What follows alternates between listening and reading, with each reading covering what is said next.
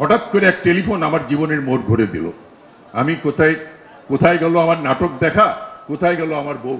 এই বাংলাদেশ সেই বাংলাদেশ যে বাংলাদেশে যখন ঈদ হয় তখন আমরা হিন্দুরা, সনাতন ধর্মীরা আমরা হসপিটালে কাজ করি, বিভিন্ন জায়গায় কাজ করি, এবং যখন পূজা হয় মুসলমান ভাইরা তখন কাজ করে। তো এইরকম সম্প্রীতির দেশ বাংলাদেশে আর ছাড়া আর কোথাও আছে বলে আমার জানে নাই। আমি কোনোদিন মন্ত্রী হব আমি এটা স্বপ্নেও ভাবি নাই। আমি একটা সাধারণ জীবন ছিল আমার।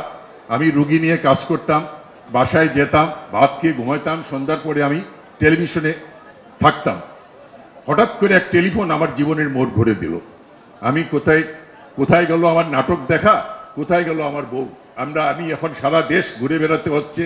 আমাকে মাননীয় প্রধানমন্ত্রী যে দায়িত্ব দিয়েছেন, যে গুরু দায়িত্ব, আমি চেষ্টা করব সেই গুরু দায়িত্ব পালন করার জন্য। আমি এখানে একটা জিনিস আছে, খুব আশ্চর্য হলাম যে একসময় কিন্তু এখানে স্বপন সাহা এখানে একটা ফ্রি ক্লিনিকের ব্যবস্থা ছিল, সেইটা কিন্তু এখন হচ্ছে না। আমার মনে হয় এটা চালু করা উচিত। আপনারা যদি প্রতি বন্ধের দিন এখানে রুগীর গরিব বিনামূল্যে যারা গরিব শ্রেণীর লোক আছে তাদের ব্যবস্থা করেন, আমি এখানে স্পেশালিস্ট পাঠানোর ব্যবস্থা করব। এতে কোনো সন্দেহ নাই।